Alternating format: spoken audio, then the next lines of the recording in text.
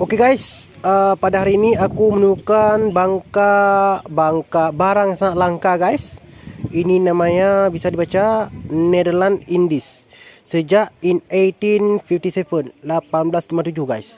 Coba guys bayangkan guys, ini ada mata uang masa Belanda guys ya, masa Belanda. 1857 duluan dibangun atau duluan dibuat ini mata uang guys. Dibandingkan penyerangan terhadap Kerajaan Aceh Darussalam March 26 in 1873 guys. Sedangkan matinya Kohler 10 April in 1873, 10 April 1803. Rupa-rupa matinya Abraham Lincoln 8 tahun sebelum matinya matinya Johann Hermanus Kohler, yaitu 14 April 1865 guys. Cuma guys, coba bayangkan, bisa dibaca guys, Netherlands Indies ya guys, Netherlands Indies 1857. Nah, berarti ini guys, ini adalah kronnya seorang ratu yang di Belanda guys.